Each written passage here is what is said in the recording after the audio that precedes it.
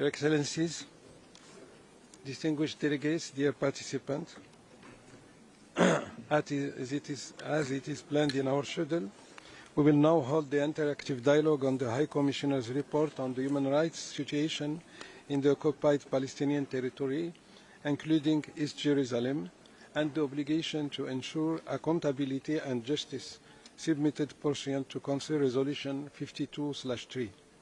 It is my honor to welcome Mr. Volker Turk, High Commissioner for Human Rights, to present his report.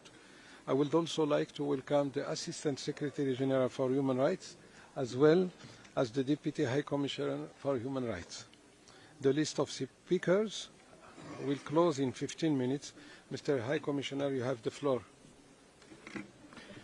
Mr. President, Excellencies, distinguished delegates, there appear to be no bounds to, no words to capture the horrors that are unfolding before our eyes in Gaza. Since early October, over 100,000 people have been killed or wounded. Let me repeat that. About 1 in every 20 children, women and men are now dead or wounded. At least 17,000 children are orphaned or separated from their families, while many more will carry the scars of physical and emotional trauma lifelong. Today, the total number of people killed has exceeded 30,000. And tens of thousands of people are missing, many presumed buried under the rubble of their homes. This is carnage. The attacks on Israeli civilians on 7 and 8 October were shocking, profoundly traumatizing, and totally unjustifiable. The killing of civilians, reports of torture and sexual violence inflicted by Hamas and other Palestinian armed groups, and the holding of hostages since that time are appalling and entirely wrong. And so is the brutality of the Israeli response. The unprecedented level of killing and maiming of civilians in Gaza, including UN staff and journalists, the catastrophic humanitarian crisis caused by restrictions on humanitarian aid, the displacement of at least 3/4 of the population, often multiple times, the massive destruction of hospitals and other civilian infrastructure, and in many cases, systematic demolition of entire neighborhoods, rendering Gaza largely unlivable. The war in Gaza must end. Clear violations of international human rights and humanitarian laws, including war crimes and possibly other crimes under international law, have been committed by all parties. It is time, well past time, for peace, investigation and accountability. Excellencies, last year I described before this Council the already dire situation across the occupied Palestinian territory. In 56 years of Israeli occupation, profoundly discriminatory systems of control were imposed on Palestinians to restrict their rights, including the right to movement, with major impact on their equality, housing, health, work, education and family life. A 16-year-long blockade of the Gaza Strip kept most of its 2.2 million people effectively in captivity and destroyed the local economy. The lives of generations of Palestinians in the West Bank were punctuated by harassment, control, arbitrariness, including arbitrary arrests and detentions, and increasing Israeli military and settler violence. Meanwhile, illegal settlements continue to grow, leading de facto to increased annexation of Palestinian lands. Imagine the endless humiliation and suppression endured. Today, this situation is incomparably worse. The report which is before you makes for very painful reading. Thousands of tons of munitions have been dropped by Israel on Gaza, including repeated use of explosive weapons with wide area effects. These weapons send out massive blast waves of high pressure that may rupture internal organs, as well as fragmentation projectiles and heat so intense that it causes deep burns. And they have been used in densely populated residential neighborhoods. In Egypt's Al-Arish hospital last November, I saw children whose flesh had been seared. I will never forget this. Under Article 1, common to the 4 Geneva Conventions, all states must respect and, crucially, ensure respect for international humanitarian law set out in those conventions. This responsibility comes alive when there is a real risk that arms transferred to a party to a conflict may be used in violation of this law. Any such enabling of violations of international humanitarian law must cease at once. This is the core of due diligence.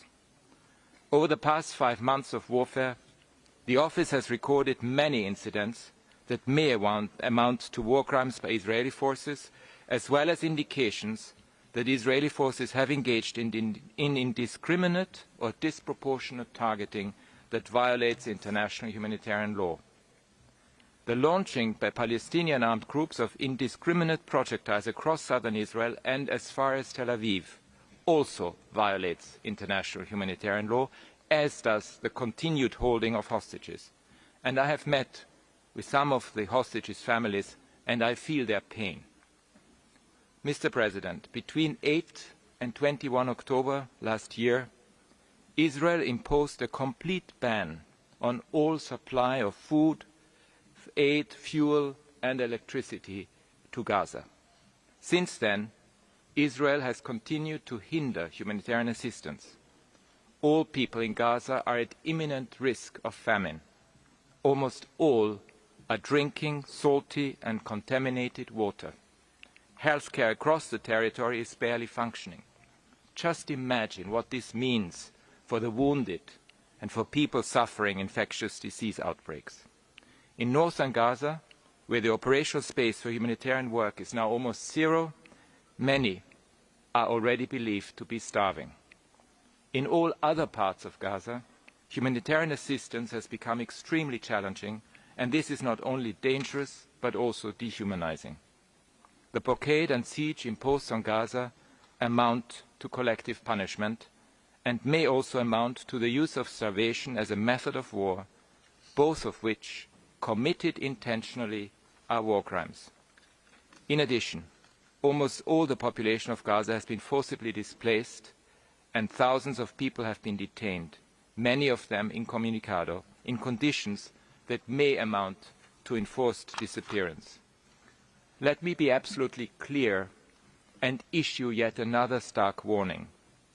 The prospect of an Israeli ground assault on Rafah would take the nightmare being inflicted on people in Gaza to a new dimension. Over 1.5 million people are sheltering in Rafah, despite continuing bombardment, and it has become Gaza's humanitarian hub. A ground assault would incur potentially massive loss of life, additional risk of atrocity crimes, new displacement to another unsafe location distribution, and sign a death warrant for any hope of effective humanitarian aid. For my part, I fail to see how such an operation could be consistent with the binding provisional measures that were issued by the International Court of Justice. I call on all states with influence to do everything within their power to avert such an outcome. Mr. President, in the occupied West Bank, including East Jerusalem, Israeli forces' use of airstrikes, attack helicopters, anti-tank missiles, shoulder-fired explosive projectiles and other weapons of war has continued to increase, with lethal results, including killings of children. The report also notes a growing pattern of Israeli forces preventing paramedics from reaching Palestinians, including children, who have been injured in such operations. From 1 January to 6 October last year had already seen the highest levels of violence by Israeli military personnel and settlers against Palestinians in the occupied West Bank, including East Jerusalem, since United Nations records began in 2005. From 7 October last year to 23 February this year, at least 401 Palestinians in the West Bank were killed, 102 of them children. the vast majority of cases that the Office has monitored raise concerns of unlawful killings, including extrajudicial killings. In the past, accountability was very rarely served in such cases. In such cases, it is imperative that it is served now. Since 7 October, more than 7,000 Palestinians in the occupied West Bank have been arbitrarily detained. About 9,000 are currently being held as so-called security prisoners, over 3,400 of them in administrative detention without charge or prospect of a trial, and at least 606 are being held incommunicado.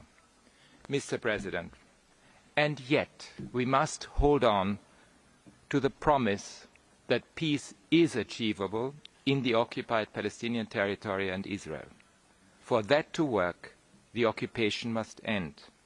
Israeli leaders must accept the right of Palestinians to live in an independent state, and all Palestinian factions must accept the right of Israel to exist in peace and security. The goal is to achieve a safer, more peaceful future for all, and the war in Gaza is taking Palestinians and Israelis further from that goal every day. There must be an end to these hostilities, not only an immediate ceasefire, but an end to this war. All hostages must immediately and unconditionally be released, and the thousands of Palestinians arbitrarily detained by Israel must also be released. Accountability must be served on all sides. A raft of measures to re-establish human rights, equality, accountability and justice must be adopted across the occupied Palestinian territory and Israel. I urge a positive response to the repeated requests by my office for full access to Israel and the occupied Palestinian territory to document and investigate credible allegations of human rights violations and abuses. Keeping Palestinians and their rights walled off, out of sight, out of mind, has not worked in 56 years, and it can never, ever work. The core challenge of building peace is for all to see and fully grasp the humanity of the other, overcoming mindsets that have been deeply engraved by generations of harm and rage, and which conceal the truth that people, Palestinian and Israeli people, are being cruelly harmed. Excellencies, whether in Gaza or anywhere else, I urge you all to avert a new era of power politics that casts aside laws, norms, and the institutions so painstakingly built to advance them. Our universal rights and fundamental humanity depend on reversing any such trajectory. Thank you. Je vous remercie, Monsieur le Haut-Commissaire, pour la présentation de votre rapport sur ce sujet qui préoccupe légitimement, fortement notre Conseil, comme il ressort d'ailleurs de dialogue de haut niveau que nous avons eu depuis le début de cette session. Selon les pratiques établies par notre Conseil, nous allons maintenant écouter les délégations des pays directement concernés par ce sujet. Et je donne à cet égard la parole à Madame à la distinguée représentante d'Israël. Vous avez 5 minutes, Madame l'ambassadrice.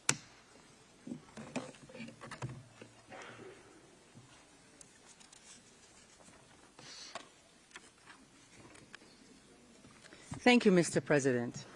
Israel is at war with a terrorist organization that perpetrated one of the most heinous and deadly terrorist attacks of modern times. In the early hours of October 7th, thousands of terrorists, yes, terrorists, Mr. High Commissioner, not simply armed groups, entered Israel, leaving devastation in their wake. By nightfall, over 1,200 innocent people had been butchered, with countless others subjected to unspeakable acts of violence at the hands of Hamas. The minimal reference to these horrific acts in your statement today is an affront to the victims and supports those who seek to remove these crimes from the narrative altogether. Israel is fighting in a battlefield that Hamas has created in Gaza, one in which terrorists hide behind and within the civilian population. one that the UN has witnessed being built around and below them for years and chose to ignore. One in which 500 kilometers of terror tunnels snake beneath civilian infrastructure, homes, school, and UN headquarters, where thousands of rockets are launched indiscriminately at our cities and where innocent civilians are intentionally placed in harm's way. The use of Palestinian civilians as human shields by Hamas in Gaza is well known and yet constantly ignored by the High Commissioner and this Council. Israel has been told time and time again the terrorists who have diverted aid, built terror tunnels, brutally murdered innocent civilians, raped, beheaded, burned families alive, cannot be touched because they hide among the civilian population. Yet we have no choice. We must go after Hamas, or they will continue to come after us. But let me be clear. Even as Hamas rains down rockets on us, even as our hostages remain in captivity, even as Hamas continues to carry out heinous terrorist attacks, Israel is absolutely committed to conducting itself in accordance with the IHL. It is why Israel has so many mechanisms in place to ensure our full commitment to international law, including through the use of early warnings to civilians and a robust legal framework to ensure distinction, proportionality, and precaution.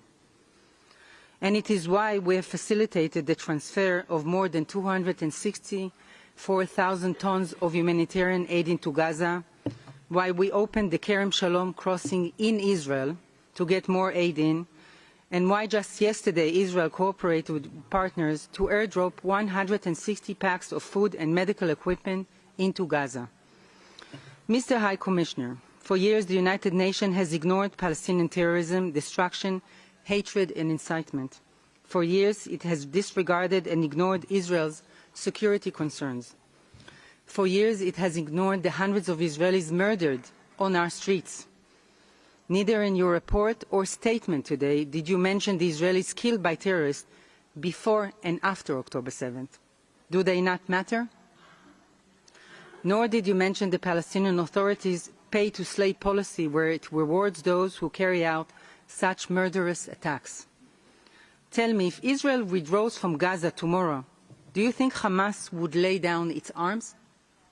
Do you think Hamas will commit to not rebuilding its tunnels and restoring its terrorist arsenal and instead commit to justice and peace? You think if Israel stopped this war today, Hamas will return all our hostages tomorrow? Mr. High Commissioner, the answer is simply no. Therefore, Israel has a duty to its population to ensure that never again can Hamas attack our lands, never again can it seek to eradicate our people. Sitting behind me today are Aviva Siegel and Raz Ben-Ami. For over 50 days, these two courageous women endured unspeakable horrors in Hamas captivity. As we speak, their husbands, Keith and Noad, are still languishing in Gaza.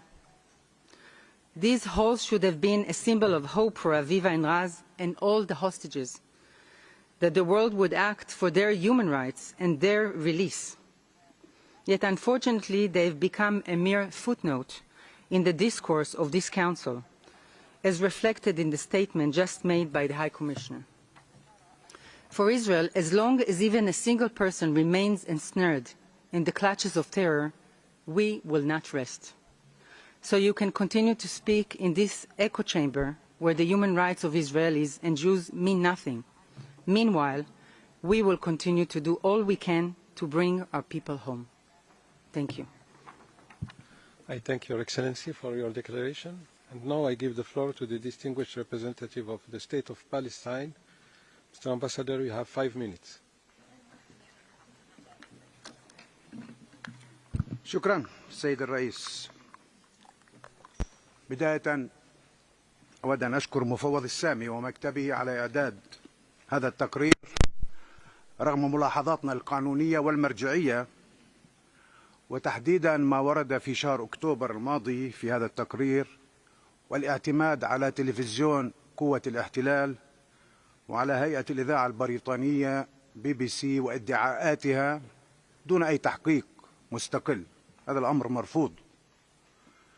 وقد أخذنا علما بما ورد في تقريركم في بعض المخالفات في الضفة الغربية ومناطق السلطة، وجاري العمل على متابعتها بما ينسجم والدستور وأحكام القانون، ونتطلع لتعزيز التعاون مع مكتبكم من أجل تعزيز حقوق الإنسان في فلسطين، مقدرين عاليا دوركم في هذا المجال. تابعتم قبل قليل نفس الإسطوانة التي تقوم بها إسرائيل. أنا بالتأكيد هناك سيدتين كما تدعي ممثلة القوى القائمة بالاحتلال، لهم بعض المحتجزين قد يكون لديهم مشاعر ليقولوا لنا تقييمهم لما حصل قبل حوالي ساعة ونصف من الآن. كان هناك المئات من الفلسطينيين المدنيين في شمال غزة في شارع الرشيد في دوار النابلسي ينتظرون سيارات الطعام. قامت قوات الاحتلال بقصفهم. حتى الآن هناك 160 شهيد وأكثر من 1000 جريح، معظمهم في حالة الخطر. هل هؤلاء هم دروع بشرية؟ هل هؤلاء هم مقاتلي حماس ممثلة قوة القتل والإجرام والإبادة؟ كفى هذه المهزلة، وكفى أن يشاهد العالم هذه الجريمة وهذه الإبادة، والكل يقول أو يحاول أن يصدق هذا الادعاء الكاذب كما قالت قبل قليل بأنهم يحترموا القانون. وللأسف البعض أيضا يدين ما حصل يوم 7 أكتوبر وبأشد العبارات، لكن لا أحد يذكر أو يدين قتل الأطفال والنساء والشيوخ وتدمير المؤسسات المحمية قانونا وتدمير البنى التحتية. حتى هذه اللحظة أكثر من 30,000 شهيد، منهم 74% من النساء والأطفال، أكثر من 70,000 جريح، 12,600 طفل، 8,000 امرأة. هؤلاء مقاتلين؟ هؤلاء دروع بشرية؟ معيب ما يحصل في القرن 21، وصمة عار على جبين البشرية. أنتم جميعا لكم أطفال يشاهدوا هذه المجزرة. لا أعلم كيف سيكبر هؤلاء الأطفال وكيف سينظروا إلى ما تقولون وتحاولوا أن تبرروا. والبعض يوم أمس وبشكل مخزي لا زال يناقش في البند السابع. عيب هذا الكلام. البند السابع لهذا السبب. نحن نريد أكثر من بند سابع. يجب أن يكون هناك 100 بند من أجل إجبار قوة الاحتلال، قوة القتل والإبادة، أن تحترم التزاماتها القانونية. أنتم تعلموا أن هناك أكثر من 1,900,000 فلسطيني تم تهجيرهم قسرا، 1,300,000 الآن محاصرين في رفح، ويهدد هذا المجرم وأركان حربه بأنهم سيقوموا بارتكاب مجزرة جديدة ضدهم.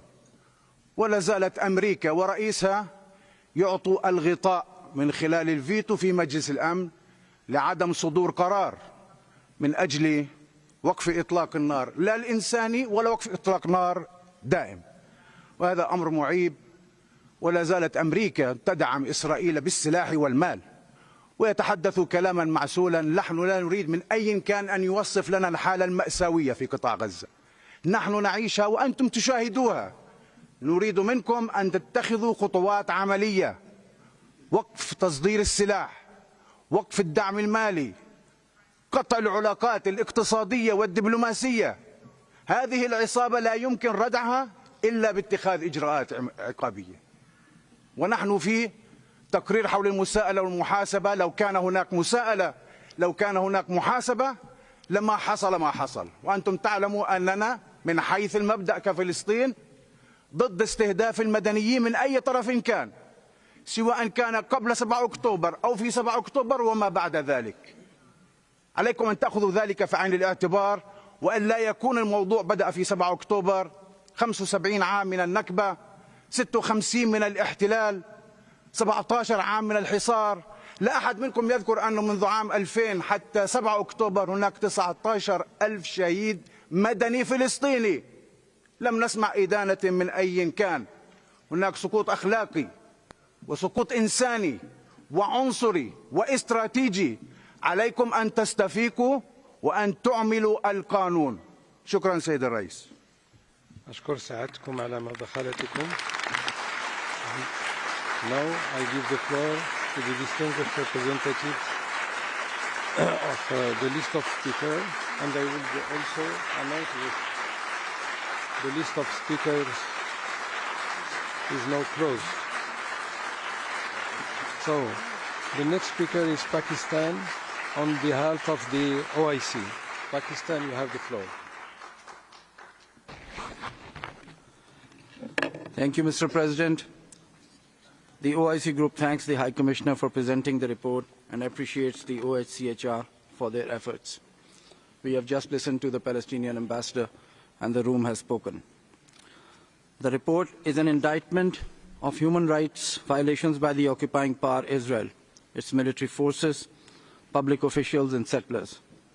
It also confirms violations of international humanitarian law, including collective punishment and forcible transfer of the Palestinian people like the Nakba of 1948. We emphasize that in making human rights assessments, there can be no false equivalence between the occupying power and those under occupation. The report paves the way for accountability. In this context, Israel's refusal to grant access for human rights investigative mechanisms is telling. The OIC Group condemns in the strongest terms Israel's crime of military aggression, crimes against humanity, acts amounting to the crime of genocide, and systematic oppression throughout the occupied Palestinian territory. We call for an immediate and unconditional ceasefire and the immediate and unconditional entry of all aid into Gaza. The occupying power and all other states must respect the ICJ's provisional orders to prevent genocidal acts. We reaffirm our abiding support for the inalienable rights of the Palestinian people, most notably their right to self-determination and the realization of an independent and sovereign state of Palestine on the borders of 4 June 1967 with Al-Quds al-Sharif as its capital. Thank you, sir. I thank Your Excellency for your declaration, and now the floor is for Qatar on behalf of the Cooperation Council for the Arab States of the Gulf. سيدة السفيرة لكم كلمة. أخذت دول مجلس التعاون علما بالتقرير حول الوضع المأساوي لحقوق الإنسان في الأراضي الفلسطينية المحتلة، ومع استمرار العدوان الإسرائيلي الهمجي غير المتناسب والعشوائي على قطاع غزة، بلغت الأوضاع درجة غير مسبوقة من التدهور تحول فيها قطاع غزة إلى مقبرة شاسعة بعد أن كان أكبر سجن مفتوح في العالم لأكثر من 16 عاما. إن التصعيد الأخير قد يكون الأبشع باعتباره على مرأى ومسمع العالم للانتهاكات الممنهجة والمستمرة التي تضاف إلى سجل الاحتلال، وفصل آخر من فصول المعاناة المستمرة والظلم الذي يواجهه الشعب الفلسطيني منذ عقود. تدين دول المجلس استمرار الجرائم والعدوان الإسرائيلي ضد الشعب الفلسطيني والإبادة الجماعية والقصف العشوائي باستخدام الأسلحة الثقيلة والمحرمة دوليا والتهجير القسري والتجويع والحصار والتدمير الشامل في تحد صارخ للقوانين الدولية والإنسانية. وتلاحظ دول المجلس ببالغ القلق تفاوت المجتمع الدولي لهذه الأزمة بين القيم المعلنة لحقوق الإنسان والموقف غير المبالي الذي يتبناه كثيرين ويسلط الضوء على المعايير المزدوجة والتسييس. من هذا المنطلق نجدد دعواتنا للمجتمع الدولي لإنصاف هذا الشعب المظلوم واتخاذ إجراءات فورية لمحاسبة المرتكبين والسعي الجاد والصادق لإيجاد حل عاجل للقضية الفلسطينية وفق مبادرة السلام العربية وقرارات الشرعية الدولية بما يلبي الحقوق المشروعة للشعب الفلسطيني وإنهاء معاناته المستمرة جراء الاعتداءات والانتهاكات المستمرة وإنشاء دولته المستقلة والمعترف بها دوليا على حدود 4 يونيو عام 1767 وعاصمتها القدس الشرق. أشكركم على مداخلتكم. Et je donne maintenant la parole à l'Union européenne.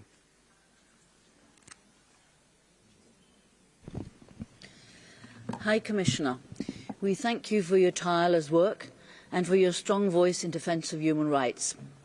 The EU deplores all loss of civilian lives and expresses condolences for all UN staff killed in Gaza. We note your call for ceasefire on human rights and humanitarian grounds. We reiterate our concern for the humanitarian situation and call for safe humanitarian access through all necessary means. The EU condemns the terrorist attacks by Hamas, including sexual and gender-based violence. Israel has the right to defend itself in line with international law, including international humanitarian and human rights law. We underline the obligation